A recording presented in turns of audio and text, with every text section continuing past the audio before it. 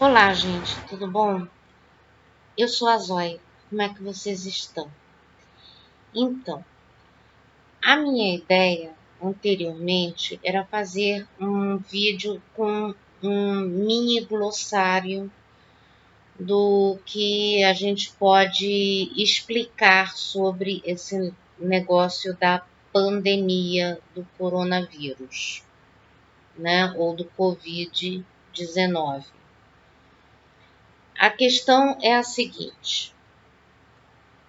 Eu estava tentando fazer um vídeo onde eu ia enumerar várias palavrinhas-chave, onde eu explico certos conceitos. Apesar de eu não ser da área, é, são questões que eu acho que todo mundo que fez o ensino médio deveria saber. Mas como eu já percebi que algumas pessoas ou tiveram um ensino deficitário, né? Ou não prestaram muita atenção nas aulas, né? Esqueceram de prestar atenção, né? E ficaram por fora do assunto, né? Que acontece, né? Então eu resolvi explicar esse assunto de uma forma que eu acho que as pessoas sejam capazes de entender com uma certa facilidade, até porque eu não vou usar uma explicação muito técnica, né? Geralmente dentro de uma linguagem bem simples, né? Para facilitar a nossa vida aqui, né? Então, eu estava recolhendo algumas palavras que eu acho interessante a gente explicar o beabá dessa situação. A primeira coisa que eu vou explicar aqui é a diferença entre surto, endemia, epidemia e pandemia, né? O que é um surto de alguma doença? Ele acontece quando há um aumento repentino no número de casos de uma doença em uma região específica. Para ser considerado surto, o aumento de casos deve ser maior do que o esperado pelas autoridades. Em algumas cidades,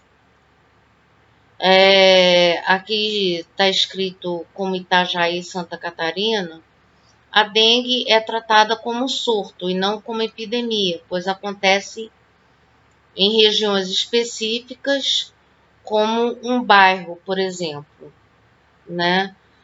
Ou seja, geralmente a dengue é uma situação que acontece muito em bairros específicos, porque geralmente é onde existe maior concentração de mosquitos, né? Porque, por exemplo, você tem uma cidade, né? Normalmente, nem toda a cidade tem essa concentração de mosquitos.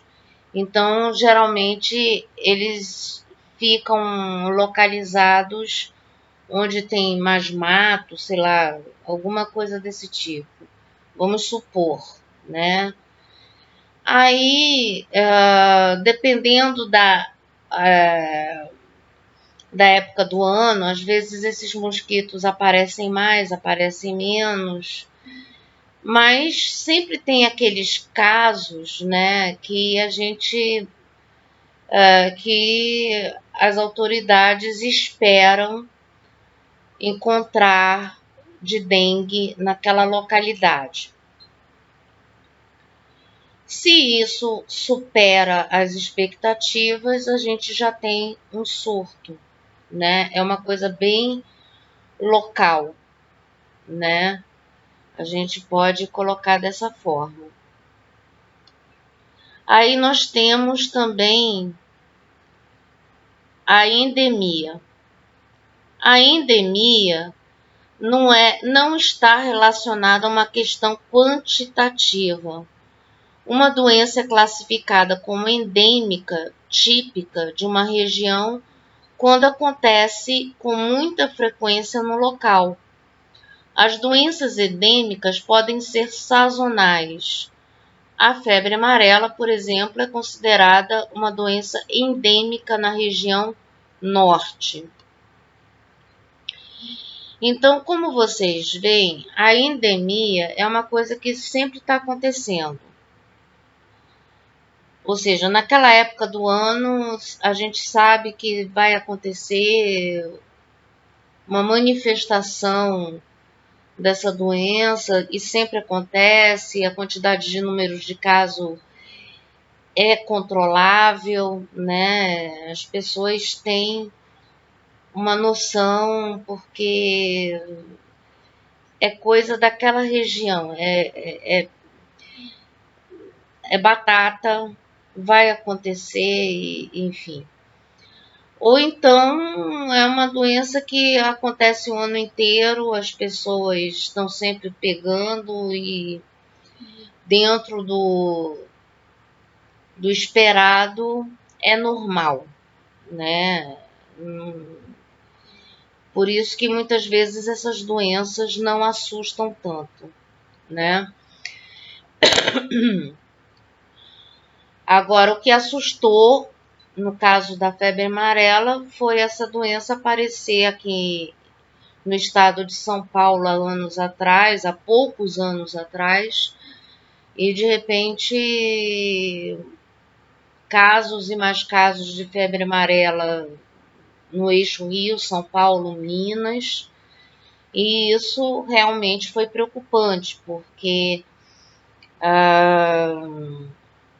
a gente não imagina que uma coisa que seja típica da região norte venha aparecer por aqui, por essa região aqui que eu pelo menos estou morando, né, no estado de São Paulo.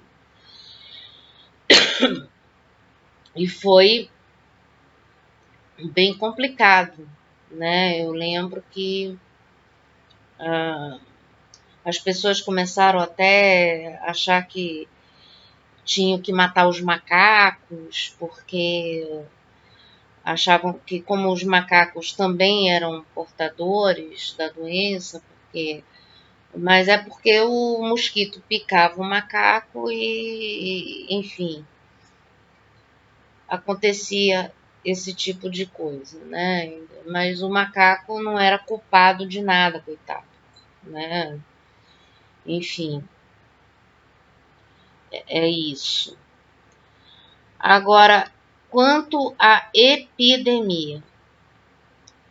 A epidemia se caracteriza quando o surto acontece em diversas regiões, e uma epidemia a nível municipal acontece quando diversos bairros apresentam uma doença. A epidemia a nível estadual acontece quando diversas cidades têm casos, e a epidemia nacional acontece quando há casos em diversas regiões do país.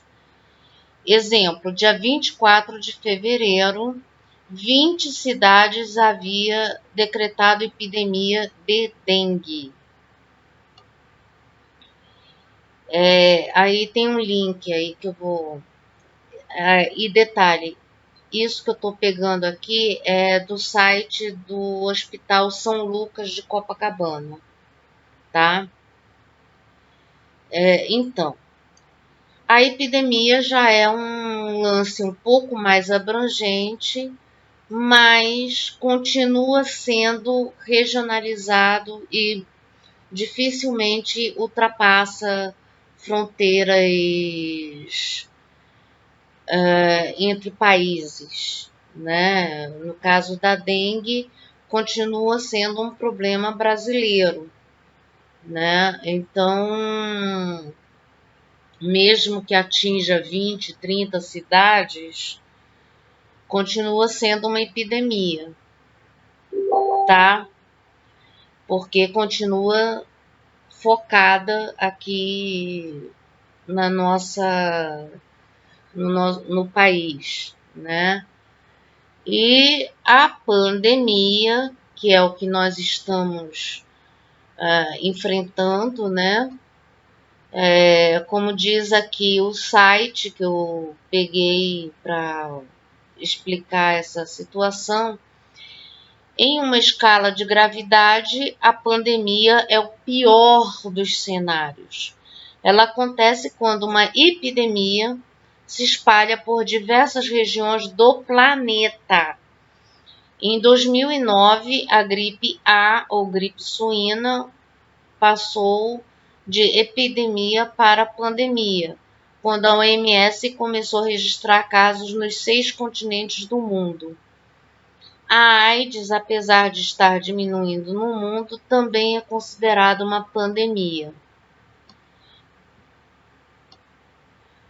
Interessante esse lance da AIDS, né? Porque a AIDS é uma coisa que realmente começou, pelo que se sabe, lá nos Estados Unidos e de repente hoje em dia é um problema global.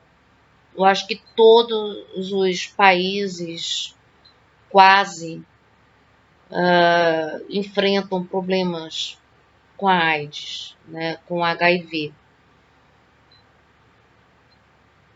Agora,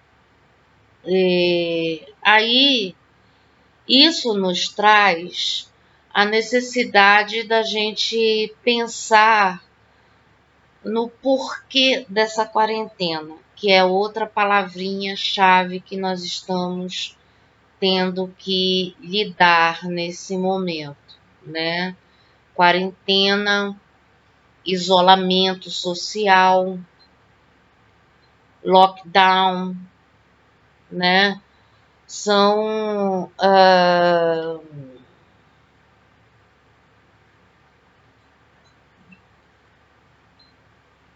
são palavras associadas umas com as outras que explicam mais ou menos que você tem que ficar dentro de casa e evitar o máximo possível o contato com outras pessoas, né?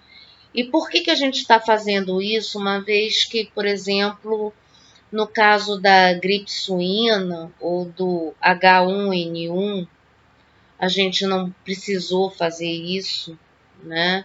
Embora algumas pessoas tenham adotado o hábito de lavar as mãos, passar o álcool em gel depois da lavagem, né? E outras coisinhas do tipo, né? Porque no caso da AIDS também ninguém fez quarentena. Bom, uma coisa que ficou claro em relação à diferença desse vírus para esses outros dois é que ele tem um período de incubação mais longo, ou seja, você fica mais tempo sem sentir sintomas, e enquanto você está sem sintomas, você está contaminando. Mesmo que você não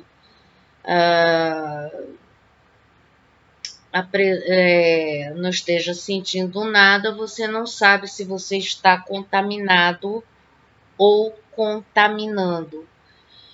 Então, como é um vírus com controle um pouquinho diferente, né? Um pouquinho mais difícil, porque no caso da AIDS a gente já descobriu muita coisa a respeito das formas de contágio, né?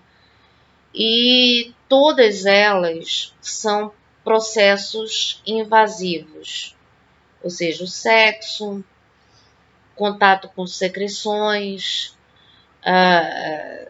ou seja, transferência direta entre um tipo de secreção de um corpo diretamente para o outro, né? Ou seja, você não vai pegar AIDS compartilhando copos, talheres, respirando do lado da pessoa, entendeu? Você não vai pegar o vírus de nenhuma dessas formas. Só entrando em contatos mais íntimos com a pessoa. E para isso basta você se preservar usando camisinha, ou se quiser, né, evitando contato, né, contato íntimo. No caso da gripe suína, ou a chamada H1N1, pelo que eu entendi, os sintomas aparecem mais rápido. Então você não tem tempo assim de espalhar o vírus por tantas pessoas ao mesmo tempo durante muito tempo. Ou seja, você entra em contato com a pessoa, 2, 3 dias depois você apresenta sintomas, você já fica em casa porque você precisa se cuidar, né? Você já sabe que você está doente e pronto. O problema é quando você tem um vírus que, além de se transmitir de uma forma sem ser invasiva, né? Você respira, você inspira, o vírus está aí, disperso, né? E você não sabe quem é que está doente e quem não está. E aí você respira o mesmo ar dessa pessoa.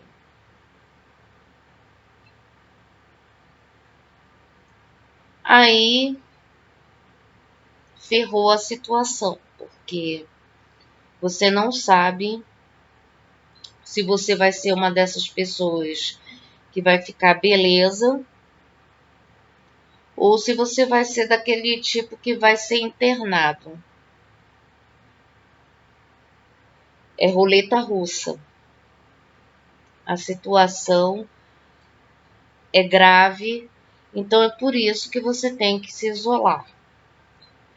Aí, nesse negócio de isolamento, as pessoas começaram a discutir o tal do isolamento vertical e o horizontal. Uma coisa que eu não sei se é discutido em outros países, mas aqui no Brasil aconteceu essa discussão.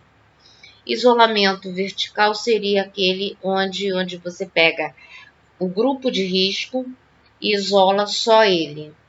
O resto circula normalmente.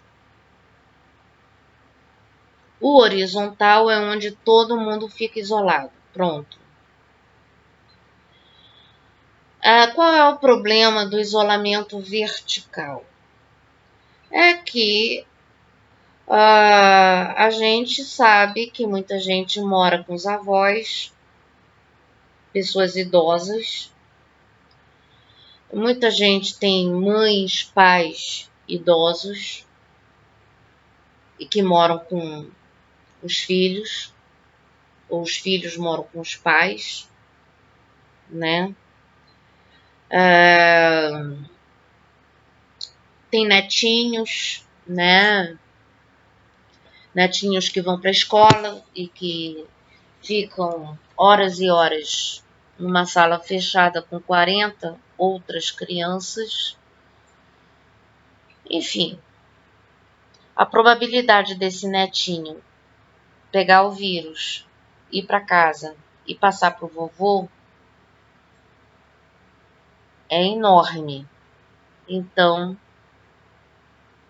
não dá, né? Que mais? Então, por isso que tem que isolar todo mundo, porque a situação é grave, né? Não dá para saber.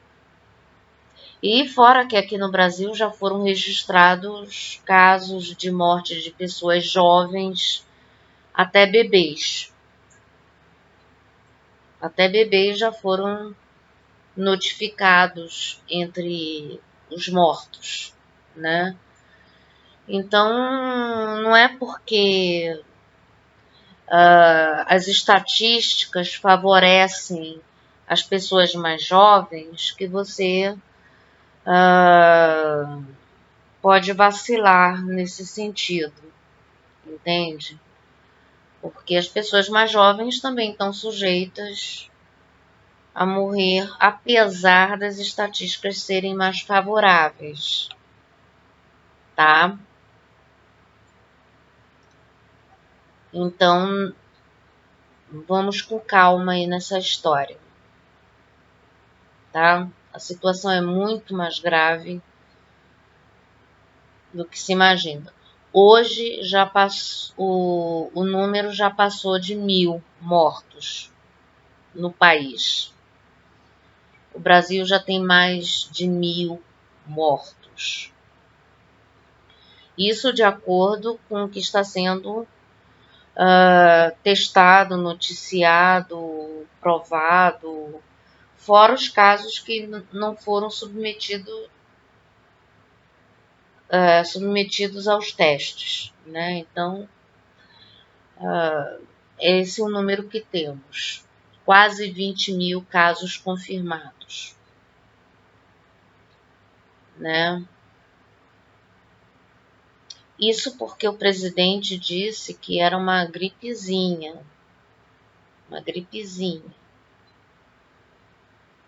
E em menos de 2 meses a gente já tem esses números, né? É complicado isso, é difícil, né? E o que nos traz também a outro conceito que está razoavelmente interligado a esses dois outros tópicos, né? Que é a questão do achatamento da curva, que é o terceiro que nós vamos tratar nesse vídeo, porque senão já está muito longo, então os outros termos eu vou tratar em outros vídeos, né? Eu vou dividir em partes esse glossário, né? E, enfim, por que que a gente precisa achatar essa curva? A melhor definição que eu vi foi de um amigo no Facebook, que ele disse para a gente imaginar uma situação do tipo: você tem 10 pessoas numa casa querendo usar o banheiro, precisando usar com uma certa urgência, mas a sua casa só tem um banheiro. Então, se você tem 10 pessoas dentro de uma casa e você só tem um banheiro e todas elas resolvem sentir uma vontade absurda de ir ao banheiro ao mesmo tempo, isso dá problema, não é isso? Então, o ideal é que as pessoas sintam essas necessidades fisiológicas em horários diferentes, né? Ou seja, que um tenha vontade numa hora, o outro uma hora depois, enfim. A mesma coisa é a história do banho, né? Ninguém vai tomar banho todo mundo ao mesmo tempo, porque muitas vezes não nem sequer cabe dentro do box, certo? Então a situação é a seguinte: você tem um leito de UTI disponível e 5 pessoas precisando daquele leito. Não dá, né? Então, a ideia de achatar a curva se dá no sentido de evitar essa disputa pelas vagas nos hospitais. E é o que está acontecendo, ou que chegou a acontecer na Espanha e na Itália. As pessoas estavam escolhendo quem ia ser atendido porque não tinha espaço para todo mundo, né? Então, isso significa que é uma pandemia numa escala que nenhum hospital do mundo está preparado para atender esse número de casos numa velocidade tão grande.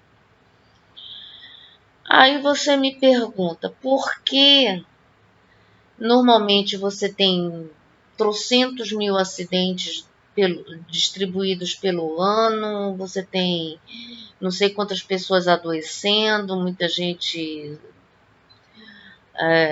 tendo problemas aí, e até agora não deu tanto problema assim, né? Aí é que está o problema. Primeiro, a gente não tem tantas vagas assim sobrando.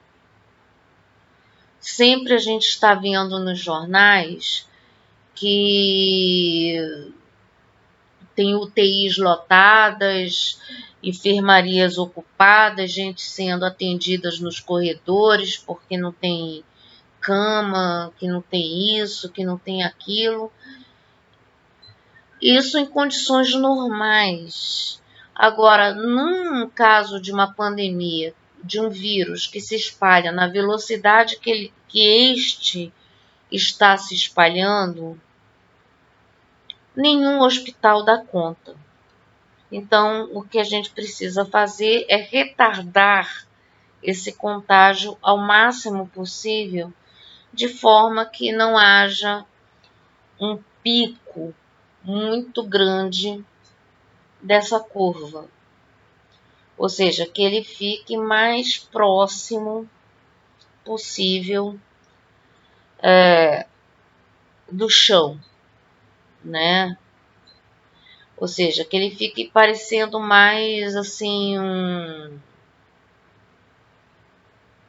uma pequena lombada, em vez de um pico do Himalaia, né? Ou seja, a gente tem que pensar desse jeito. E eu já fiz um vídeo explicando esse lance do achatamento da curva, né? Então, qualquer coisa assistam lá e entendam a situação, né? Que mais?